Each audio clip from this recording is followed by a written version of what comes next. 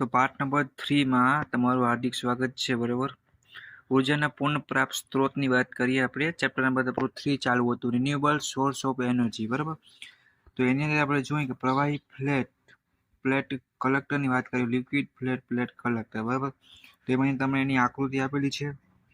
બરાબર, અને જ્યારે પણ એક્ઝામમાં પૂછાય ત્યારે ઇંગ્લિશમાં લખવાનું વધારે બેટર રહેશે. સિનિયર તરીકે આપણે એટલીસ્ટ હું તમને અનુભવ શેર કરી શકું. ગુજરાતી વર્ડ કરતાં ઇંગ્લિશમાં વર્ડ હશે તો એક માર્ક્સમાં અને ફિગર, બરાબર, આ બે વસ્તુ પર તમે ખાસ ધ્યાન દેશો તમને આરામથી સારા માર્ક્સ આવશે ઓછી મહેનતે.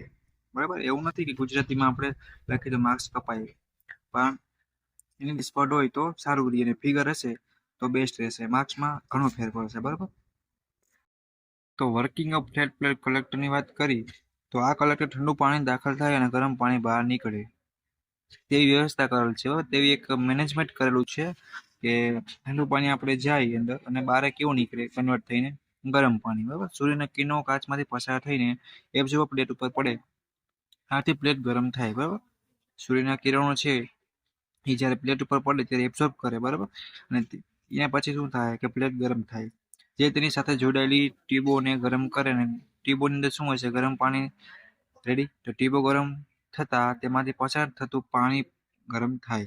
લ્યો, સિમ્પલ એટલું. અને ફિગર એ તમને કોઈ માર્ક્સ કાપી ન શકે. બાકી તમારે જેટલું ભાઈ લખો એટલું લખી શકો. તો પ્રોપર એક વર્ડ આપણે સમજવાનો હોય કે પ્લેટ કલેક્ટર છે. બરાબર, એ ખરેખર કામ શું કરે છે. પહેલા તો આમાં તમને 3 પોઈન્ટ ઉપર તમારો આખો જવાબ આવી જાય કે ઠંડુ પાણી અંદર જાય અને બહાર કાઢે. એટલે મેઇન એપ્લિકેશન ફાયદો તો એ જ થયો.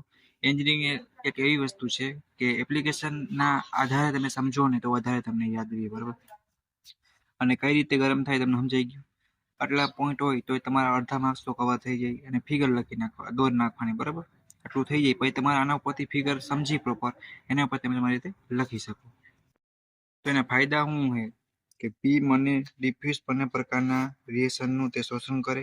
પહેલા નંબરનો પોઈન્ટ, તેમાં કોઈ મૂવિંગ પાર્ટ્સ હોતા નથી. બરાબર, તેની રચના અને ડિઝાઇન સરળ અને સાદી છે તો કોઈ સમજવામાં મુશ્કેલ પણ ન થાય. સરળ રચના હોવાથી તેનું ફેબ્રિકેશન પણ સહેલું રહે. જો ડિઝાઇન પ્રોપર સહેલી હશે ને તો એનું મેન્ટેનન્સ છે, ફેબ્રિકેશન વગેરે સહેલું જોઈએ. બરાબર, અને મેન્ટેનન્સ ખર્ચ છે એ પણ ઓછો હોય. તો આ ડિઝાઇન છે એના ઉપરથી તમે 3 પોઈન્ટ બનાવી શકો. થોડુંક પ્રોપર સમજો એટલે વાંધો ન આવે. તેમાં ગરમીનો વ્યય થતો રોકવા ઇન્સ્યુલેશન કરેલું હોય છે. હજીના ફાયદા હોય ત્યારે ગેરફાયદા પણ સાથે હોય. તો કોન્સ્ટન્ટિંગ કલેક્ટર કરતાં તેની કાર્યક્ષમતા ઓછી છે. બરાબર, તેની મોટી સાઇઝ હોવાથી હેરફેર કરવામાં મુશ્કેલ પડે અને તેની કાર્યક્ષમતા વધુ 60% જે મળે. ઓછી કાર્યક્ષમતા હોવાથી પાવર જનરેશનમાં પણ વાપરી શકાતું નથી.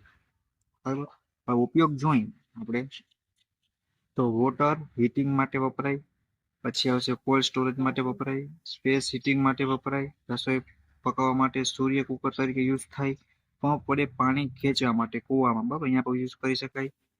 એટલે તમે યાદ રાખી લ્યો ફાયદા 3 પોઈન્ટ હશે તમારે એટલીસ્ટ આખો ક્વેશ્ચન તૈયાર થઈ જશે. બરાબર, તો બીજો એક આઈએમપી પ્રશ્ન સોલાર એર હીટર. બરાબર, સોલાર એર હીટર છે એની ફિગર અહીંયા આપેલી છે. બરાબર, એ પણ તમારે એકવાર જોઈ જવાની છે. પછી જોઈએ કે સૂર્યના સિદ્ધાંત શું કહેવા માંગે કે સૂર્યના રેડિયેશન કાળા રંગની સપાટીવાળી ધાતુની પ્લેટ પર પડવાથી આ પ્લેટમાં ગરમીનું શોષણ થાય અને તેનું તાપમાન વધે અને આ પ્લેટના સંપર્કમાં રહીને પસાર થતી હવા એ પણ ગરમ થઈ જાય. બરાબર, એની રચના છે, એના કન્સ્ટ્રક્શન છે વર્કિંગ. બરાબર, એના મુખ્ય ભાગો કેટલા પહેલાં તો એ તો પારદર્શક કવર આવશે, એબ્ઝોર્બર પ્લેટ છે. બરાબર, ઇન્સ્યુલેશન છે, કેસિંગ છે. બરાબર, પછી વાત કરીએ આગળ બીજી. સૌથી પહેલાં સિદ્ધાંત લખવાનો, એના પાર્ટ લખવાના અને ફિગર ડ્રો કરવાની. બરાબર, આટલું બેસિક શોર્ટમાં. તો એર હીટરના પ્રકાર છે તો ટોટલ કેટલા પ્રકાર છે? તો ટોટલ 2 પ્રકાર. બરાબર, તો નોન પોરસ એબ્ઝોર્બર કલેક્ટર આવશે. બરાબર, અને પોરસ એબ્ઝોર્બર કલેક્ટર. આ બે છે એ એર હીટરના પ્રકાર છે. બરાબર, તમને એની ફિગર આપી. બરાબર, તો ફિગર પર વધારે આપણે ધ્યાન આપીએ જે લોકોને થિયરી ઓછી કરવી ગમતી હોય એ લોકો માટે. તો આ પ્રકારના એર કલેક્ટરમાં સોલાર રેડિયેશન પારદર્શક કાચના કવરમાંથી પસાર થઈને એબ્ઝોર્બ પ્લેટ ઉપર પડે છે અને કાળા રંગની એબ્ઝોર્બર પ્લેટ આ રેડિયેશન શોષણ કરે.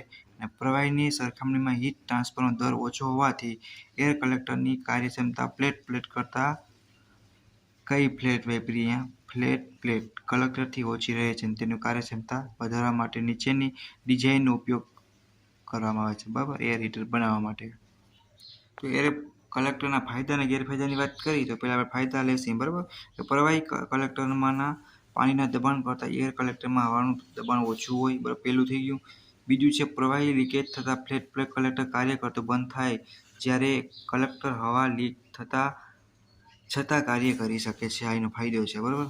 પ્રવાહી કલેક્ટરમાં કાટ લાગે છે, એર કલેક્ટરમાં કાટ લાગતો નથી. પ્રવાહી છે એ ઠરી જાય છે ત્યારે પ્રવાહીની જેમ હવા ઠરતી નથી, બરાબર. વિવિધ પ્રકારની એબ્ઝોર્બર પ્લેટ વાપરી કાર્યક્ષમતા પણ વધારી શકાય છે. ફેબ્રિકેશન કેવું છે? સિમ્પલ છે, સરળ, બરાબર.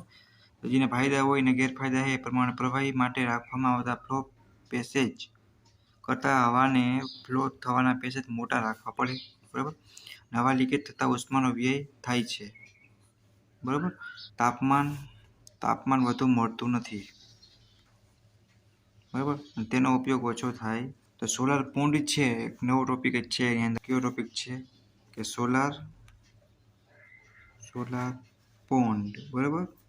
તમને દર્શાવેલી છે, યાદ રાખવાની ટ્રાય કરજો, બરાબર. અને એના ઉપર તમે તમારી રીતે લખી પણ શકો છો. તો એનો વર્કિંગ પ્રિન્સિપલ જોઈએ કે સોલાર પંપ એક સાદા સિદ્ધાંત ઉપર કાર્ય કરે. પાણી કે હવા ગરમ થવાની હલકી બને અને ઉપર તરફ જાય છે. સાદા તળાવમાં સૂર્યના કિરણોથી પાણી ગરમ પાણી નીચેથી ઉપર, એટલે કે તમે જોયું છે બાષ્પ પર આકાશમાં વહી જાય. જ્યારે ઉપરની સપાટીએ ઉષ્મા વાતાવરણમાં ભરી જાય છે, જેથી સાદા તળાવના પાણીનું તાપમાન વાતાવરણના તાપમાન જેટલું જ રહે, બરાબર. સાદા તળાવનું પાણીનું તાપમાન અને વાતાવરણનું તાપમાન હશે, બેયનું સેમ રહેશે, અલગ અલગ નહીં રહે. તો સોલાર પંપમાં પાણીના નીચ સ્તરમાં સ્થાન ઓગળેલા હોય છે, જેથી તે ભારે બને, બરાબર, અને તેની તરફ આવતું નથી, ઉપર તરફ નથી ચડતું પછી, કેમ કે એ ભારે બની જાય છે. અને આમ નીચલા સ્તરમાં ઉષ્મા જમા થાય છે. તો જોવા જઈએ કે વર્કિંગ ઓફ સોલાર છે એની ફિગર આપી, તમને ઓલી કદાચ યાદ ના રહીએ તો તમે આ કામ કરતી છે, વર્કિંગ કન્ડિશનમાં હોય એ ટાઈપનું આપણે સમજીને ત્યારે યાદ રાખીએ, બરાબર. આ તમારી ફિગર છે એ યાદ રાખી લેવાની અને છેલ્લે લાસ્ટમાં ડ્રો કરવાની, બરાબર. આખી પ્રોસેસ આમાં છે એ એક્સપ્લેન કરેલી છે, બરાબર. તમે સમજવામાં પણ સહેલું રહેશે. તો સોલાર પંપના ઉપયોગ વાત કરીએ આપણે, બરાબર. તો પાવર પેદા કરવા માટે થાય, પાક સૂકવવા, સ્પેસ હીટિંગ, પ્રોસેસિંગ હીટિંગ માટે, ડિસેલિનેશન માટે પણ થાય છે. તો 5 ઉપયોગ તમે ઇઝીલી યાદ રાખી શકો અને શોર્ટમાં નાનકડા વાયા, બરાબર. પછી જોવા જઈએ તો સોલાર પંપના ગેરફાયદા. તો ખૂબ જ વિશાળ જગ્યાની જરૂર પડે, સૂર્યપ્રકાશ સતત જરૂરી છે એના માટે, વધારે જથ્થામાં પાણીની પણ જરૂર પડે અને મીઠાની પણ જરૂર પડે. આ એના ગેરફાયદા છે, બરાબર. સોલાર ડ્રાયરની વાત કરીએ કે સોલાર ડ્રાયરમાં સૌર ઉર્જા કલેક્ટર્સ દ્વારા હવાને ગરમ કરી વિવિધ ઉપયોગમાં લઈ શકાય. સોલાર ડ્રાયરને ગરમ હવાની જરૂરિયાત મુજબ મોડ્યુલ્સમાં બેસાડવામાં આવે, બરાબર. વિવિધ ખાદ્ય ચીજો જેમ કે અથાણા છે, આમળા છે, મરચાં, માછલીઓ, ફળો, મસાલા વગેરે સૂકવવા માટે સોલાર ડ્રાય વપરાય છે. સિમ્પલ તમે એટલું યાદ રાખી શકો, બરાબર. બાકી તમે તમારી રીતે રીડ કરશો એટલે એટલી આઈડિયો આવી જાય. ઇન્ટિગ્રેટેડ સોલાર ડ્રાયર છે પહેલો પ્રકાર, ને ડિસ્ટ્રીબ્યુટેડ, ને ત્રીજું આવશે મિક્સ મોડ સોલાર ડ્રાઈવ. આ 3 પ્રકારના સોલાર ડ્રાઈવ છે, બરાબર. આમાંથી યાદી બનાવો અને કોઈ પણ એક સમજાવવાનું કહી શકે.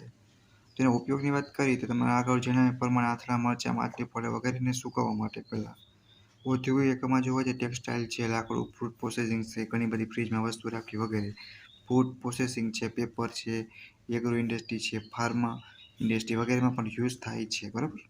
એપ્લિકેશન છે આની. તો ટનલ સોલાર ડ્રાઈવ પણ આપેલું છે, બરાબર. એની ફિગર પર તમને કંઈક દેખાય છે, રેડી. તે અર્ધવર્તુળાકાર ટનલ આકારનું ટાયર છે, ટૂંકમાં ડ્રાયર એક છે. તેનું ફ્રેમવર્ક ગેલ્વેનાઇઝ કાર્યનું બનેલું હોય, બરાબર. જેને યુવી સ્ટેબિલાઇઝ પોલિથીન શીટ, બરાબર, થી કવર કરેલું હોય છે. તેનાથી ટનલની અંદર હીટ જળવાઈ રહે અને ટનલના પાછળના ભાગે ઇનલેટ વડે ફ્રેશ હવા ટનલમાં દાખલ થાય. તેનો ઉપયોગ ક્યાં થાય? સાબુદાણા, મરચાં, આમળા, નારિયેળ, ડુંગળી વગેરે સૂકવવા માટે, બરાબર.